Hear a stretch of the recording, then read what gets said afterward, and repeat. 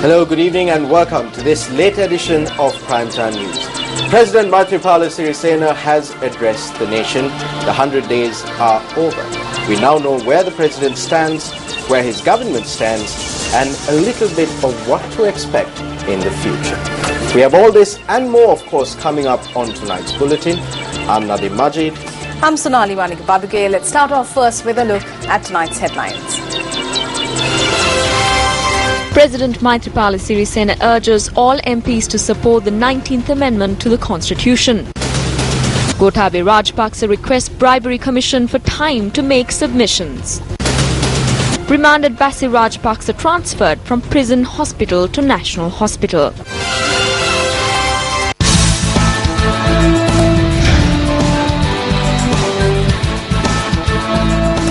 In tonight's developing story, former Secretary of Defence Gotabaya Rajapaksa arrived at the Commission to investigate allegations of bribery or corruption today. Gotabaya Rajapaksa, who appeared before the Commission, has requested for time to present facts with regard to investigations being carried out over Avant-Garde Security Services and Rakna Lanka. A group that gathered opposite the Commission demonstrated in support of Gotabaya Rajapaksa.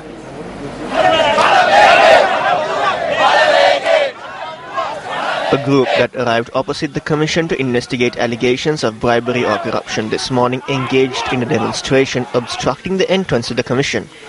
Among those present were United People's Freedom Alliance parliamentarians and provincial councillors. During the demonstration, Gotabaya Rajapaksa arrived at the location and after some time addressed the demonstrators.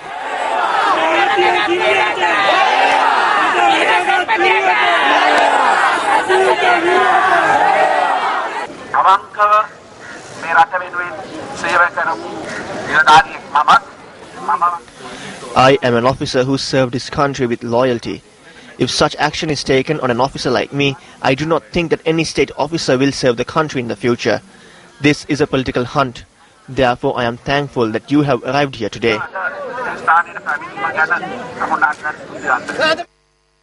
Afterwards, the former Secretary of Defence left the premises. Also in local news, former Minister Basil Rajapaksa, who was remanded and moved to the prison hospital, has been transferred to the Colombo National Hospital. A spokesperson for the hospital said that the MP was admitted to the merchant ward of the National Hospital. The former minister and the two other suspects were produced before the Chief Judicial Medical Officer of Colombo today. Commissioner General of Prisons Rohana Pushpakumara said that the magistrate of Kadwela had ordered for the suspects to be produced before the JMO.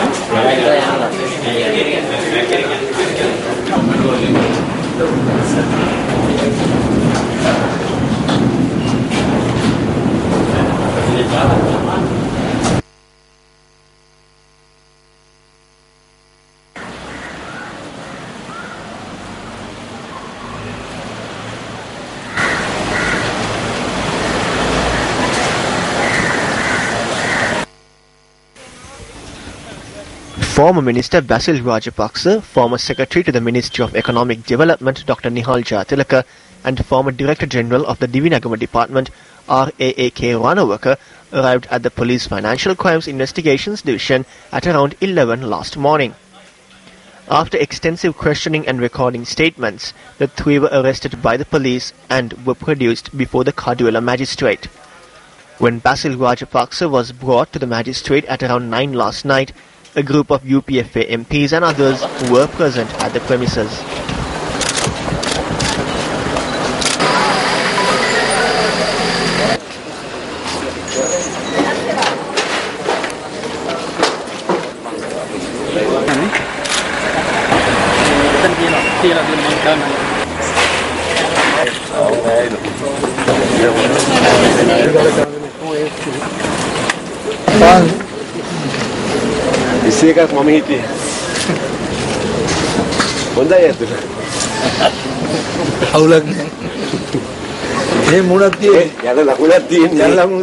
We are preparing to go back with our pillows and mattresses. There is another hearing in a few days. They gave us mattresses infested with bugs. The magistrate of Carduela, who took into consideration the claims made by the Police Financial Crimes Investigation Division and the Defence Council, ordered for Basil Rajapaksa and the two others to be remanded until the 5th of May.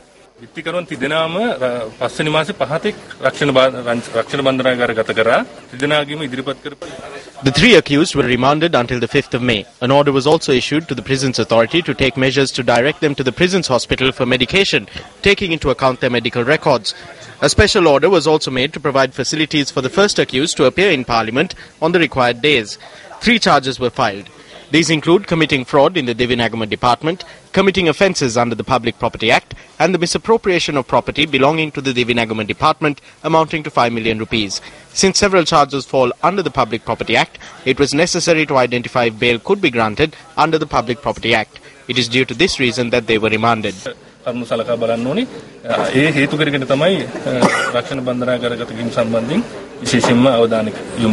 The 3 suspects, including Basil Rajapaksa, were taken to the prison's hospital from the magistrate premises close to midnight yesterday.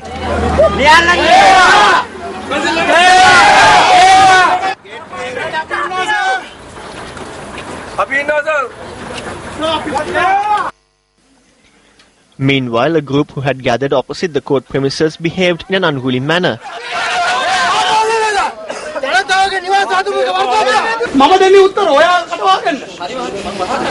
Individuals who voiced their objection against the UPFA public representatives holding ministerial portfolios also obstructed the access road to the court.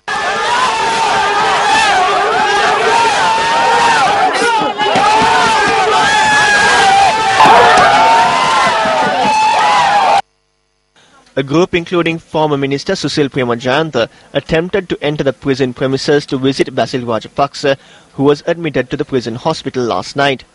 However, prison officials denied them the visit. When we take over, courts will be operational for 24 hours. They have taught us that today. Later, MP Susil Premajayantha contacted an individual over the phone and obtained permission for the visit.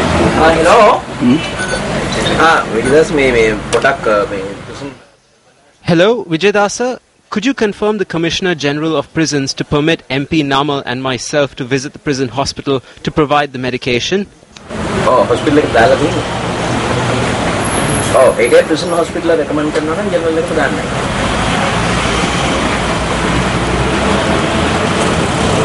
doctor, prison doctor recommend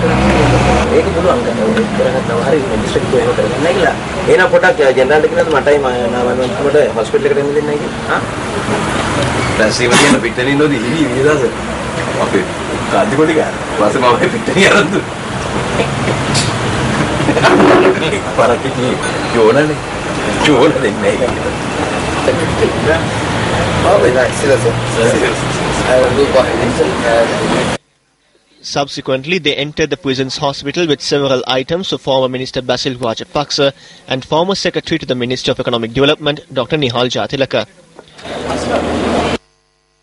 Meanwhile, former Secretary of Defence Gotabaya Rajapaksa arrived at the prison hospital this morning to visit Basil Rajapaksa. Another group also demonstrated opposite the Valikada prison today.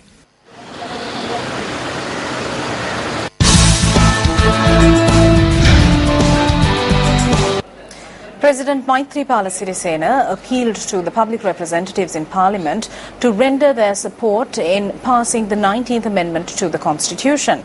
He made this statement at an event held in Colombo today. The United People's Freedom Alliance meeting was held today under the auspices of President Maithripala Sirisena at the Viharama Devi Open Air Theatre.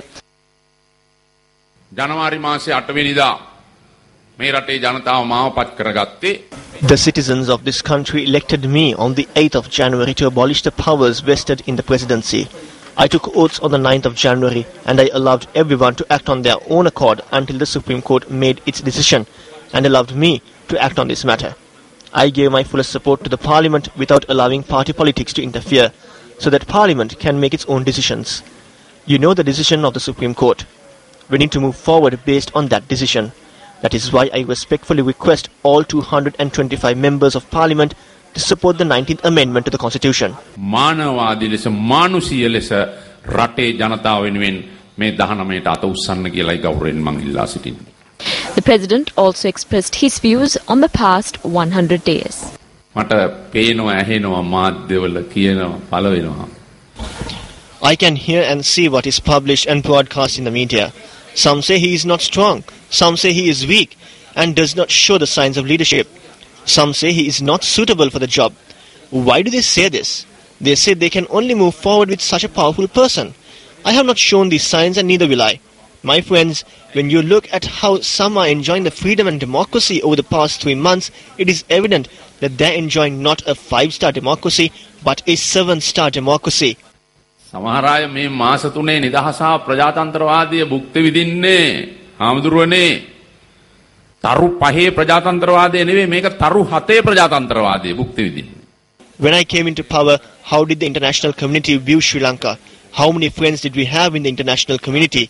Today we do not have enemies abroad. What we have to do now is to fulfill the domestic tasks that are required for this era. Almost all the political parties have adopted a collective stance. We must not try to sabotage this or create crisis.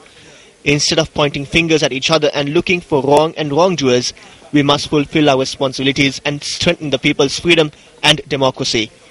Let us make the Sri Lanka Freedom Party a truly pure and humanitarian party that serves and loves the people and the country. සැබෑ ලෙස මිනිසුන්ට රටට මාතෘ භූමියට ආදරය කරන්නන්ගේ පක්ෂය බවට මේ පක්ෂය පත් කරමු. Speaking at a media briefing held today, Minister of Public Order John Amarathunga commented on the arrest of former Minister Basil Rajapaksa. There is no significance to this. It is not new to arrest a person who is thought to have violated the law of the nation following interrogations. If he is not proved guilty of the charges levelled, he will thereafter be freed. This is a democratic country. We all rally to safeguard the authority of the rule of law. I opine that whoever is charged of any wrongdoing should be dealt with by the law.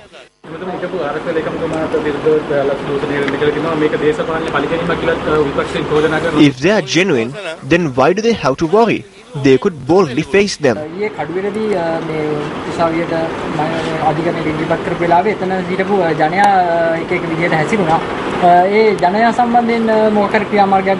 We know that most of them there were people who were bribed with alcohol and food to be there.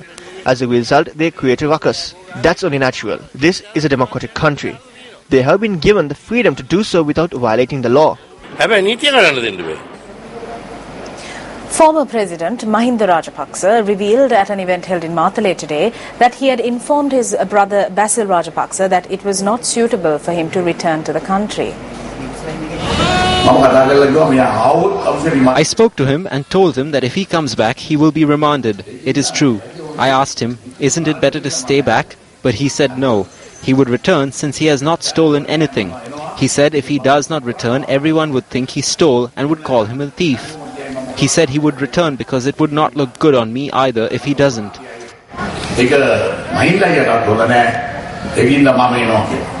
The former president also commented on the current Director General of the Commission to investigate allegations of bribery or corruption. Who is this commissioner? There are 5 or 6 allegations against her. One is that she cleared and took over 50 acres of land in Knuckles. She took 2 salaries. I must mention that I had sympathy and therefore I issued a circular making it legal. That was my mistake. I remember that I have made such mistakes.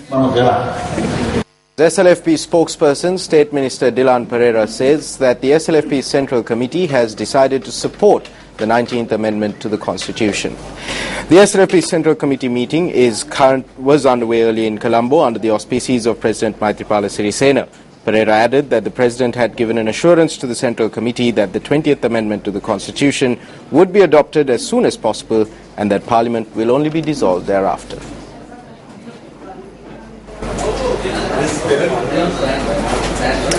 Deputy Minister Iran Vikramaratne also commented on the arrest of former Minister Basil Rajapaksa. Basil Rajapaksa හිටපු ඇමතිතුමා Former Minister Basil Rajapaksa is rendering his support to law enforcement agencies. He is not afraid like others in his family. The idea that former presidents cannot appear in court is completely false. Chandrika Kumaratunga faced court. You cannot enforce one law for one person and another law for another person, even if they are former presidents. Basil Rajapaksa too is in hospital. If it was an ordinary person being arrested, they would be sent straight to a prison cell. සාමාන්‍ය පුද්ගලයෙක්ව අත්අඩංගුවට ගත්තා නම් එතන නෙමෙයි යන්නේ කෙලින්ම සිරගෙදර යන්නේ. The following views were expressed on the political stage over demonstrations being held against the arrest of former Minister Basil Rajapaksa. On the last day, they had given 10,000 rupees to people at polling booths. All the refreshments at meetings of the former minister in the Gampaha district were financed using tourist board money. 600 million was withdrawn from the TRC. 600 million was taken from the Presidential Secretariat to distribute silk cloth. Investigations are being held into 645 million rupees allegedly being given to the LTTE, and now those who were in the LTTE are saying that 200 vehicles were given. That is what needs to be brought up. Then they can decide who the patriot is. We have seen how the president speak. We were at the president's house too. Who did the telephone calls go to? How did he speak? How were court verdicts obtained?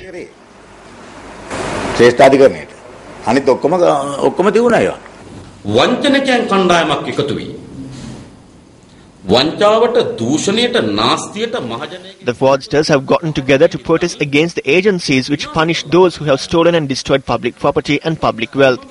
Now they are saying that they did not steal and that the Rajapaksa family was not involved in theft. දැන් ඒගොල්ලෝ කියනවා අපි හොරකම් කරලා නැහැ රාජපක්ෂ පවුල හොරකම් වලට ගෑවිලා නැහැ මෙහෙම යන්න හරපාන. දැන් ඒ මහතුරුගේ වගකීම තමයි. Their responsibility now is to support the Attorney General's Department, the CID and the Bribery or Corruption Commission to expedite the investigations. Not only did the Rajapaksas steal, they are now trying to turn public opinion against the agencies which enforce punishment against theft.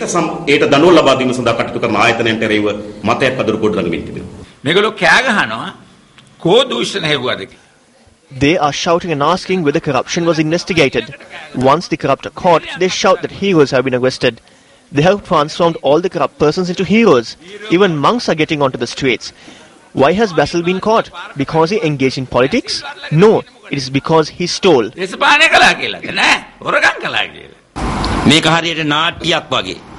මේ රටේ ඊයේ පෙරේදා සිදුවෙච්ච සිදුවීම් වලින් It is like a play. When looking at what transpired in the country in the recent past, it is evident that Mahinda Rajapaksa, using his henchmen, has told the country that they will not allow the law to be enforced in the country. This is not the opinion of the majority of the people. The law must be enforced. The people must receive justice and fairness. The opinion of the majority of the people is that thieves must be punished. Just because a few thieves protest in front of the Bribery Commission or in front of Parliament, the investigations, arrests and recordings of statements must not be stopped. So we say to the officials at the Bribery or Corruption Commission, this is the will of the majority of the people in the country. Punish each and every person who destroyed the country and stole the people's property. Everyone in this country is hoping for this. We say, if they have not stolen, there is no reason for them to bring people to the streets. It is only if they have stolen that they would attempt to act out dramas in this way by getting people onto the streets. Do not falter in the face of these false and cowardly demonstrators.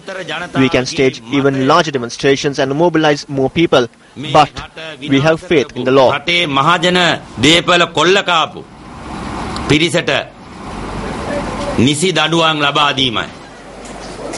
MP Professor Rajiva Vijayasinghe claims that the bill on the 19th Amendment to the Constitution contains points that are harmful to the media. Meanwhile, senior journalist Victor Ivan says that the country has no need for a constitutional amendment in which information is hidden from the people. Committee stage amendments to the 19th Amendment to the Constitution were introduced recently. Section 28 of the bill reads that under election law or a referendum, in the event that guidelines issued by the Elections Commissioner during an election or a referendum are not complied with, legal action can be taken on criminal charges, even against privately owned media institutions. The maximum punishment is a prison sentence of 3 years or a fine not exceeding 100,000 rupees. For instance, he tried in this draft to actually institute discipline through a competent authority. And the Supreme Court struck that down. But what has he done in these drafts? He has actually smuggled in something that would maybe criminalize the media into a clause that is about the public service. The clause originates the public service. If they don't follow what the Election Commissioner says, etc., etc., etc., can be punished. I think that makes sense because the public service is duty bound to follow the laws of the land, and not only the laws of the land but any regulations. Now, I think the media as well as media institutions should follow it. But I don't think you can allow this to be criminalized unless the offences are very clearly categorized. You can't have regulations for an election in the class of the Criminal Justice Code. There has to be a better way of doing this. I think we have to think about this very carefully. Now, Professor, this clause that they've added in the final draft of the 19th Amendment to the Constitution, do you think that this would suppress media organizations if this comes through? It will act as a threat. I hope they will not be repressed, and I hope they will fight any case that comes up. But I think it's an attempt to be a threat, and it's an attempt to actually silence people. To me, I think you need much better regulations, but I also think if we get electoral reform on the lines that we have canvassed for ages with constituencies instead of this madhouse, some of the abusers that we faced in the last few years will also get less. Now, media organizations don't have a set of code of ethics. We don't have regulations. So who really calls the shot here? Well, I think it's time you all did develop this. There's something called the Press Council. I think that should be expanded to really develop, institute a system of immediate replies. I think the media should do that. Sections that have not been approved by the Supreme Court cannot be included in the amendment. For example, the initial draft of the amendment contained many sections that would require a referendum and sections that deprive media freedom. These had been removed in line with the Supreme Court order, the Declaration of Human Rights and the Freedom of Expression. We wish to responsibly state that at this instance, that if the UNP is trying to include these sections to the bill on the amendment, then they will not receive our support. I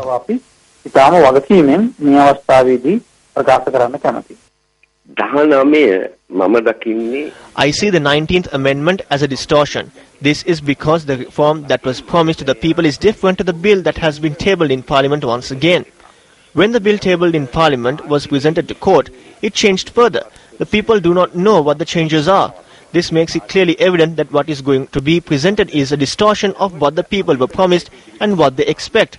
Passing a serious amendment to the Constitution without subjecting it to a referendum is not good. What I feel is that the nation needs a new birth. But if it is to be a distorted birth, then it is better for the country that this birth does not happen. The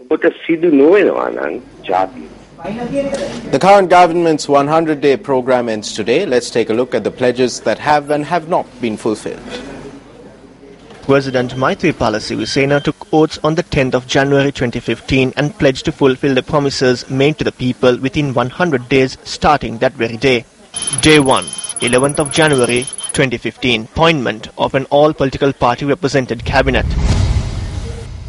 Day 2, 12th January 2015. In order to strengthen democracy, a National Advisory Council will be set up inclusive of representatives of parties represented in Parliament as well as civil society organizations. Day 9, 19th of January 2015, convene Parliament. Day 10, 20th of January 2015, the standing orders will be amended and in terms of Proposal 67/10, now tabled in Parliament, oversight committees will be set up comprising members of Parliament who are not in the Cabinet will be established and their chairmanship will be given to representatives of all ministers in consultation with the leaders of all parties represented in Parliament. Day 11, 21st of January 2015. The process will begin of abolishing the authoritarian executive presidential system and replacing it with an executive of a cabinet of ministers responsible to Parliament. Day 18, 28th of January 2015. An all-party committee will be set up to put forward proposals to replace the current preferential voting system and replace it with a mixed electoral system. Day 19, 29th of January 2015. Present an interim budget to Parliament that will provide immediate relief to the people. Day 20, 30th of January 2015. Increase the wages of public sector employees, reduce taxes. Day 23, 2nd of February 2015. An ethical code of conduct will be introduced legally for all representatives of the people. Day 25, 4th of February 2015. Independence Day will be celebrated with the re-establishment of democracy and good governance and the sovereignty of the people. Day 26, 5th of February 2015. Special Commission will be appointed to investigate allegations of massive corruption in the preceding period. Day 27, 6th of February 2015. Bill to implement the National Drugs Policy will be tabled, following adoption of the policy by Cabinet. Day 39, 18th of February 2015. Independent commissions will be established and required appointments made. Day 40, 19th February 2015. The National Audit Bill will be introduced. And that's a wrap of Primetime News. For the Newsfirst team, I'm Nadim Majid. I'm Sonali Banik-Babge. Good night.